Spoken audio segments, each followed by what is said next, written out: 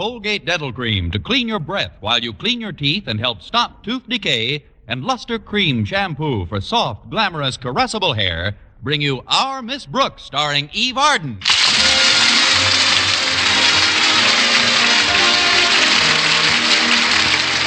It's time once again for another comedy episode of Our Miss Brooks under the direction of Al Lewis. Well, this is National Pickle Week, and among others who celebrated the occasion was Our Miss Brooks, who teaches English at Madison High School. I celebrated National Pickle Week, all right, by getting myself into the prettiest pickle you've ever seen.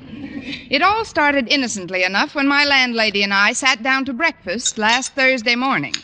There's your cereal, Connie. Now tell me, dear, have you made any plans for your vacation next month? Nothing definite, Mrs. Davis. Perhaps it's just as well not to plan too far in advance. Who knows what summer may bring? You might even elope. Have you ever thought of that, Connie? Many times, Mrs. Davis. I'd do it in a minute, too, if it weren't for a stubborn little streak in me which keeps insisting that it's no fun to elope by yourself.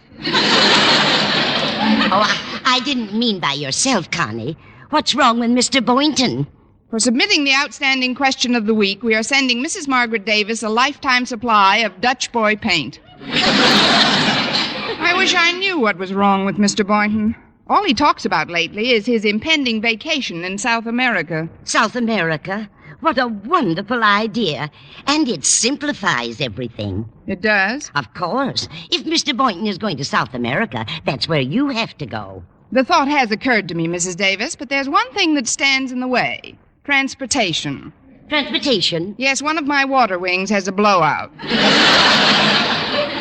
Don't be discouraged by your present financial state, Connie.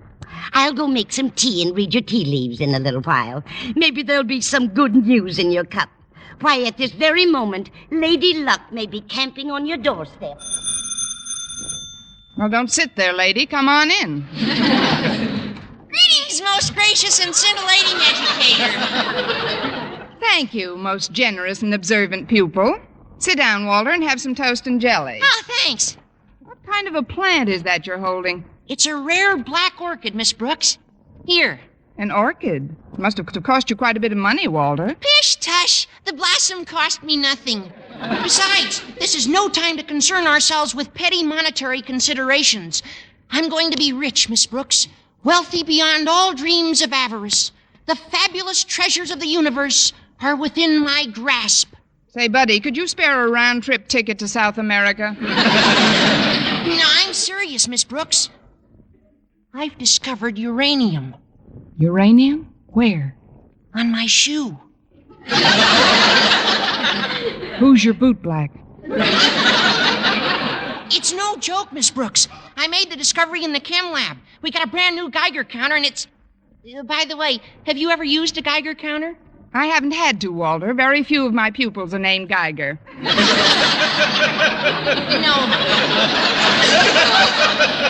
I'm afraid you don't understand.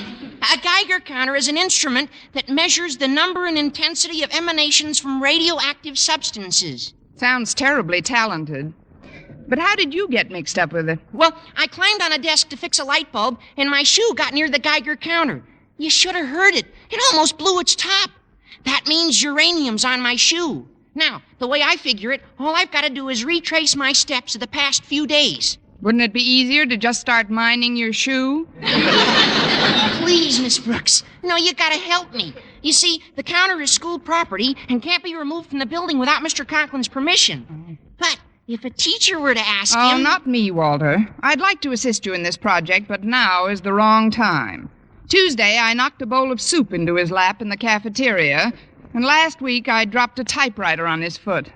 Oh. Say, it's almost 8:15. I better park this orchid in the icebox and get ready to leave.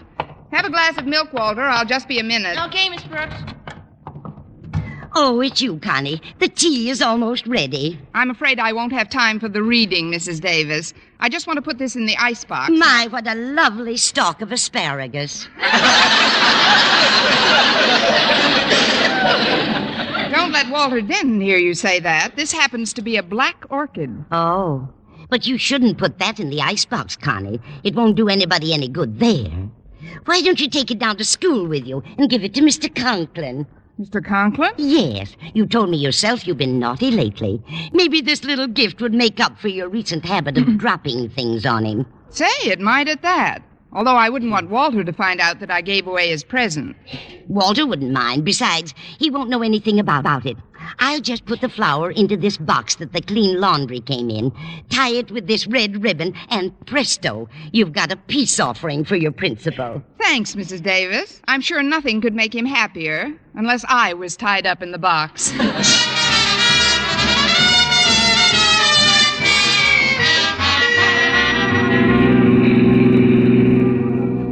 Gosh, Miss Brooks, I wish you'd reconsider my proposition about that Geiger counter. If you'll just get us permission to use it, I'll make you 50-50 partner in whatever we find. It's a more than liberal offer, Walter, but I'm afraid I can't take advantage of it. Right now, I'm trying to figure a good method of stowing away to South America. Well, all right, Miss Brooks, but I hate the thought of passing up a possible bonus of $10,000 offered for discoveries of uranium. I know, Walter, and I can't say that it's altogether impossible, but as far as the immediate future is concerned, did you say $10,000? That's right. And if it's a big field, we might even get 10 times that much. Open the throttle, Casey, and point me at Mr. Conklin's office.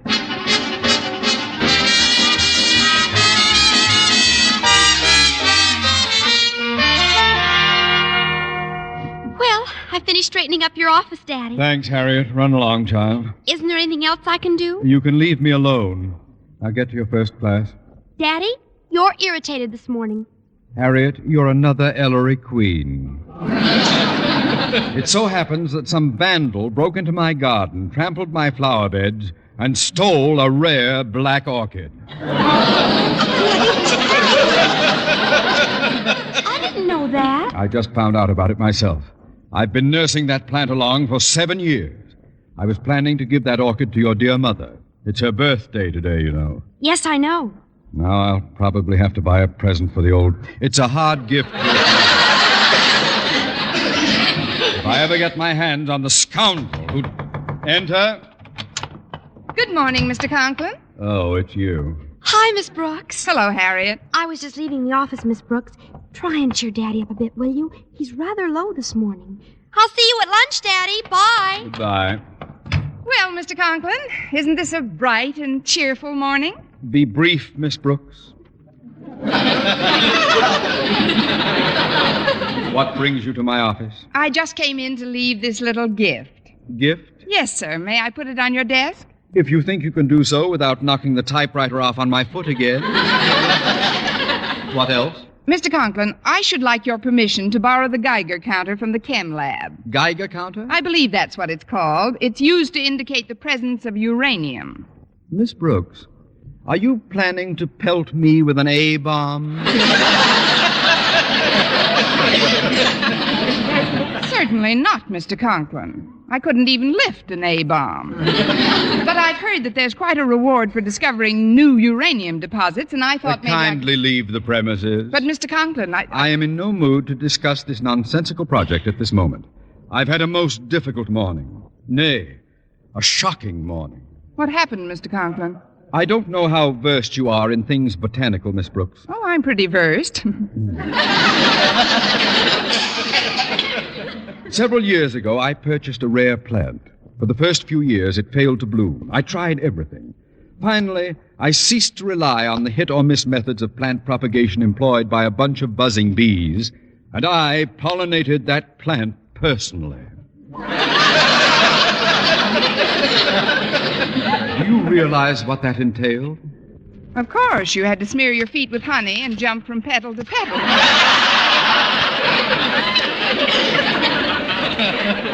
No, Miss Brooks.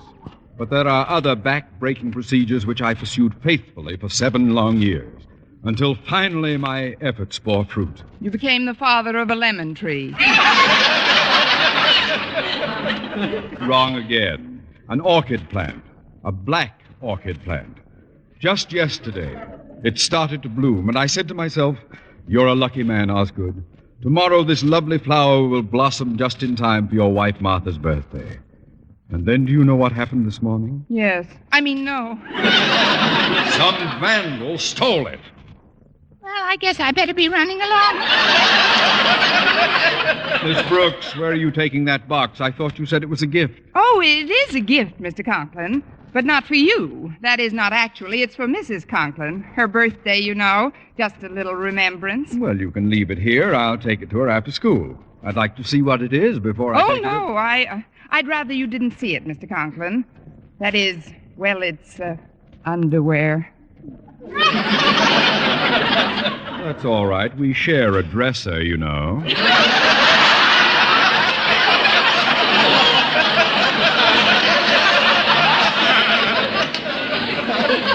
Now, put it down and get to your classroom. But, Mr. Dismissed! One thing before you go. If you should happen to hear any of the students, or faculty for that matter, discussing a Black Orchid, would you please make a confidential note of the party's name? Confidential? I won't even read it to myself.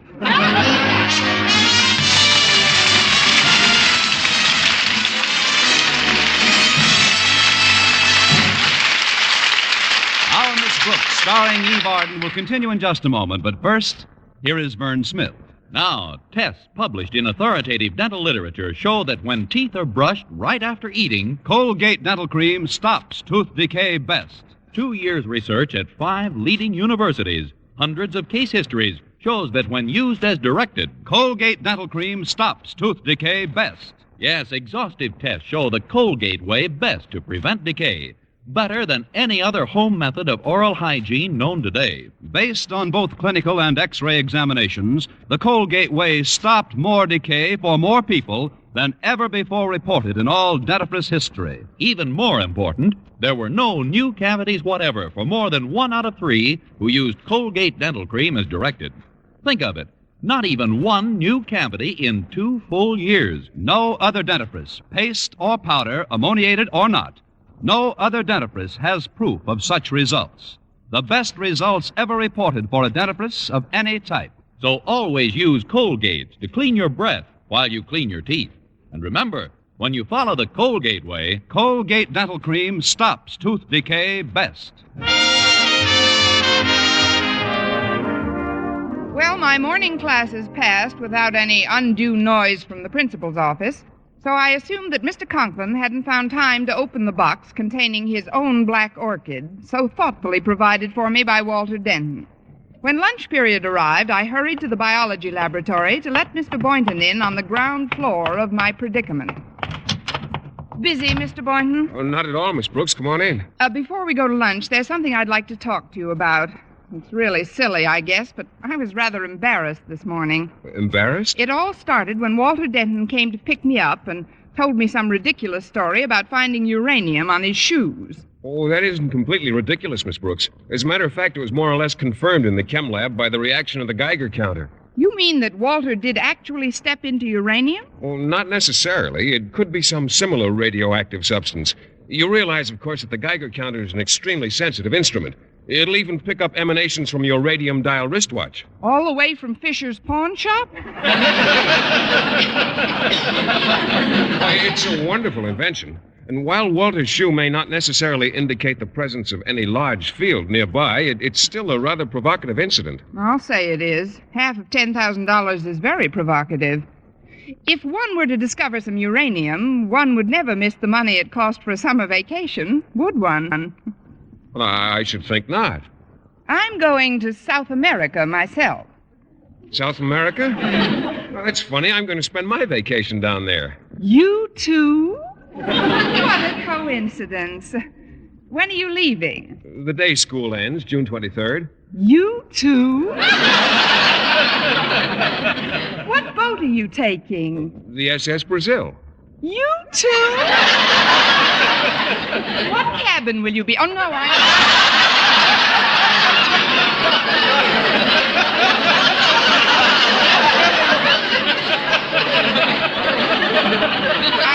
I just meant that if we're going to be in Brazil at the same time, it ought to make it very pleasant for both of us.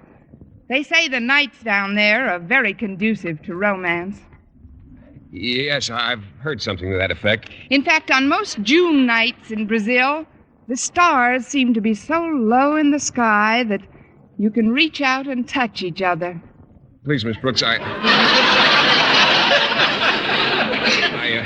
I don't like to change the subject, but... Not much you don't. That's all right, Mr. Boynton. Brazil can wait. What is it you wanted to say? Well, I'd like to show you just how the Geiger counter reacts. Mr. Keller has a tiny sample of uranium in the chem lab. It's usually under lock and key, though, and... Hi, Miss Brooks. Mr. Boynton. Oh, hello, Walter. I just dropped by to take another look at the Geiger counter. Did you tell Mr. Boynton about the swell Black Orchid I gave you, Miss Brooks? I was just about to. Walter gave me a fine Black Orchid this morning, Mr. Boynton. A Black Orchid? Say, they're mighty rare. Must have been cultivated for about 7 years. Most likely in a hothouse. This one is hotter than that. Walter, I don't usually give away presents, but I think you ought to know that in trying to get on Mr. Conklin's good side, I gave him the Black Orchid.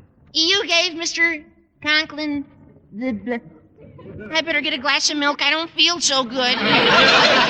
Just a minute, young man. Why did you steal that flower from Mr. Conklin's garden? Well, it wasn't really stealing. I was only getting even. Every time Mr. Conklin passes our house, he strolls through the gate and gloms a rose for himself. Well, rose glomming isn't orchid glomming. Besides, why did you have to make me the fence? The fence? Receiver of stolen goods. I've been reading a lot of Chaucer lately. I'm sorry about the whole thing, Miss Brooks. But tell me, what did Mr. Conklin say when he saw his own orchid? Luckily for both of us, he hasn't opened the box yet. Well, then maybe if someone could get into his office... You too? That's just what I was thinking. You too? I just saw Harriet in the hall. Of course, she doesn't know about what I did, but she told me your dad went shopping. Then maybe we can remove the plant before he comes back. Exactly. And I've got a scheme that'll make it impossible for old Marblehead, Mr. Conklin, to incriminate any of us. Are you with me? What's the layout, Louis? Well, I snipped the orchid off at the bottom. It's still got a long stem, see? Now, as soon as it gets dark, we can sneak back into his garden, stick the stem in the ground, and when he sees it tomorrow, he'll think something was wrong with his eyes this morning. And then when he snips it off, he won't know it has no roots. Walter, you're a genius. But Mr. Conklin's bound to find out it has no roots when another orchid fails to grow. Maybe so, but in 7 years, we can cook up a dilly of an alibi.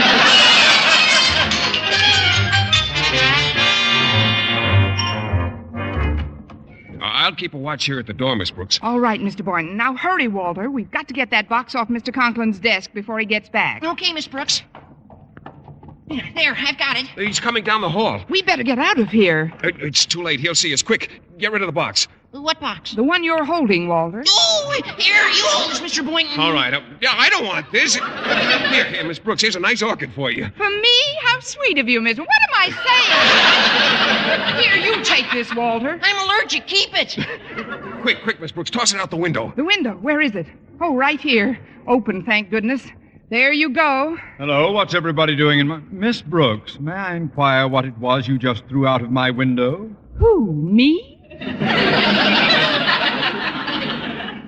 That is your name, isn't it, Brooks? Or do you shot put under a nom de plume? Well, I do remember tossing something out, but it was just a little bug. A bug? Yes, sir. That's just what it was, Mr. Conklin. A bug. We all saw it, didn't we, Mr. Boynton? Oh, yes, it was a bug, Mr. Conklin. In my office? What sort of a bug was it? A beetle. A boll A weevil. louse. The three of them were building a nest. A nest? Well, a hutch or whatever it is they live in. The boll weevil live in cotton bolls. You must get awfully tired of watching football games, don't you? Tired of watching football games. I've never heard anything so... What's going on here?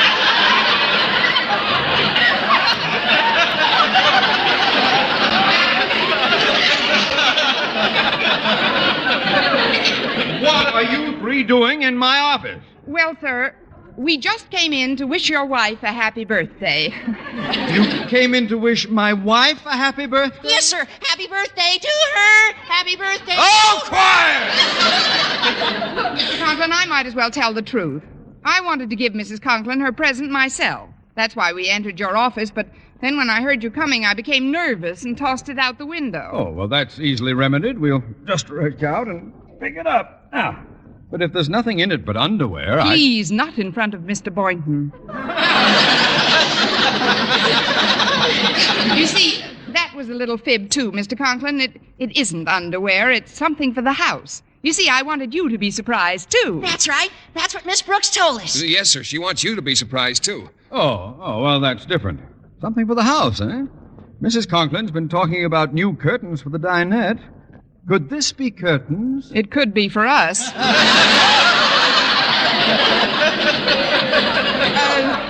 Please, Mr. Conklin, if you'll just hand it over, I'll be eternally in your debt. You are now. But if it pleases you to surprise us, then take it. But whatever you do, don't come over too early. I'm not going to give Mrs. Conklin my gift until after dinner. Oh, that's perfect. You'll be good and busy inside. That is, goodbye now.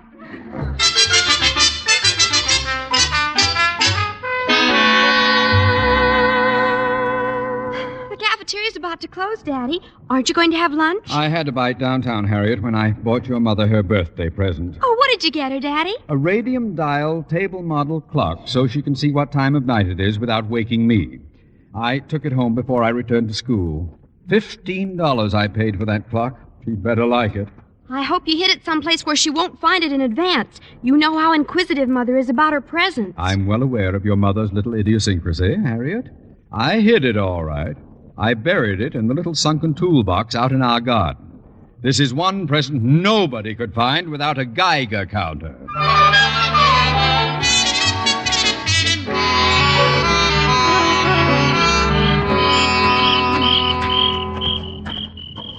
Get off that driveway, Walter. Here's the gate to the backyard. Now, show us about where you got the orchid, Walter, and I'll dig a little hole for it and put it back. All right, you are, Mr. Boynton. It's over this way. Bring the box. What's that box you're carrying, Walter? This? Oh, this is the Geiger counter. I figured if we get away with this flower deal, we can get away with borrowing the counter for one evening. Oh, great. Now I'm the co-owner of a hot Geiger counter. I wonder how Tehachapi is in the summertime. Oh, don't worry, Miss Brooks. We'll be through with this job in a jiffy, and then we can do a little prospecting. Oh, stop right here, Mr. Boynton. I think this is pretty close to where I got the flower. All right, Walter. Please, Mr. Boynton, there's nothing to get so excited about. That wasn't me. No? It's a Geiger counter. This is where I must have stepped. Miss Brooks, we're rich! South America, take me away. Mr. Boynton, dig some more. I'll put the counter over here now so we'll keep quiet. We don't want to disturb anybody. Wait a minute. I've uncovered some sort of a toolbox. What's this package in it? Listen. It's ticking. Ticking. It must be a time bomb. A time bomb? But who would want to blow up Mr. Conklin? Who wouldn't?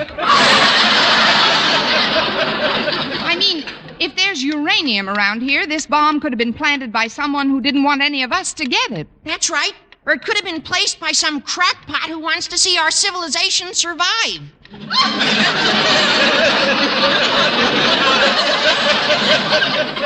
Listen. It's ticking louder. Quick, give it to me. Here's a full watering can. This should stop it. There. It stopped. You've done it, Miss Brooks. Oh, you certainly have, Miss Brooks. I don't know what it is she's done, but I'll bet I'm against it. Mr. Conklin, oh, this is one time you won't be mad at us. Miss Brooks just stopped the ticking. Oh, she certainly did, sir. She threw the whole box right into the watering can. You see, it isn't making a sound. Indeed, it isn't. But then, after they're submerged in water for a while, very few $15 table model clocks are capable of making any sound!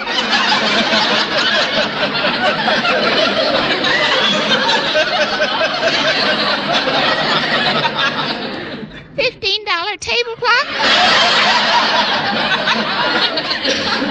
Yes, Miss Brooks? Contained in this soggy, gift-wrapped box is my wife's birthday present. Well, is there any message you'd like to convey? All together, gang. Happy birthday to you. Happy birthday to you. Happy birthday, Mrs. Conklin.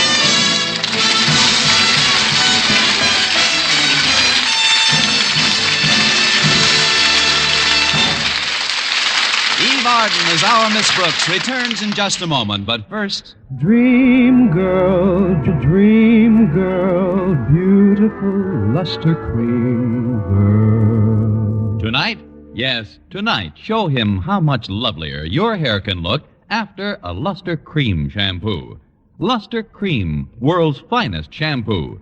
No other shampoo in the world gives you Kay Duman's magic blend of secret ingredients plus gentle lanolin. Better than a soap, better than a liquid. Luster Cream is a dainty cream shampoo. Leaves hair 3 ways lovelier. Fragrantly clean, free of loose dandruff, glistening with sheen, soft, manageable. Even in hardest water, Luster Cream lathers instantly. No special rinse needed after a Luster Cream shampoo. So gentle, Luster Cream is wonderful even for children's hair. Tonight, yes, tonight, try Luster Cream shampoo. Dream girl, beautiful luster cream girl. You owe your crowning glory to a luster cream shampoo.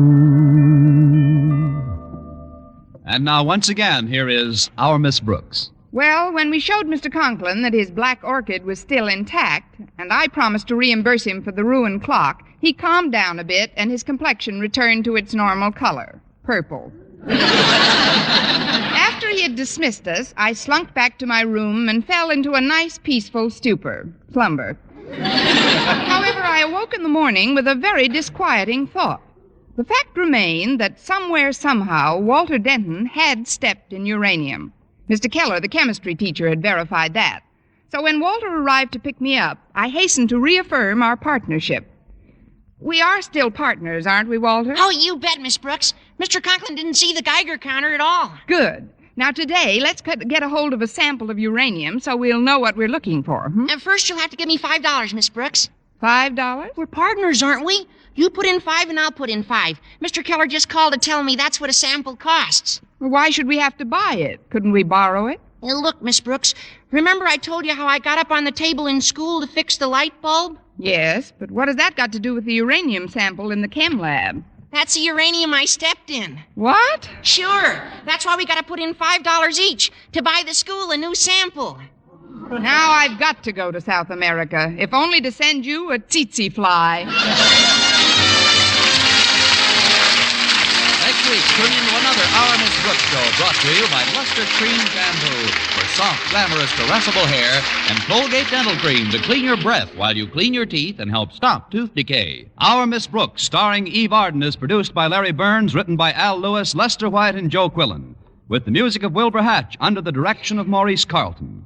Mr. Boynton is played by Jeff Chandler, Mr. Conklin by Gail Gordon. Others in tonight's cast were Jane Morgan, Dick Crenna, and Gloria McMillan.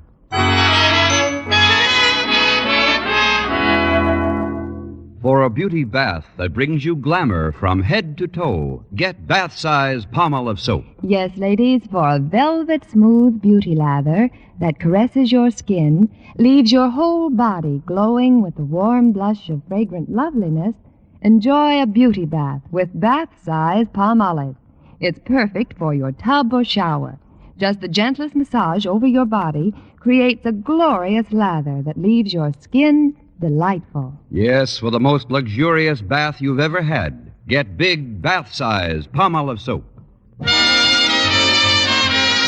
For mystery liberally sprinkled with laughs, listen to Mr. and Mrs. North, the exciting, fun-packed adventures of an amateur detective and his beautiful wife. Tune in Tuesday evening over most of these same stations. And be with us again next week at the same time for another comedy episode of Our Miss Brooks. Bob Lamont speaking. This is CBS, the Columbia Broadcasting System.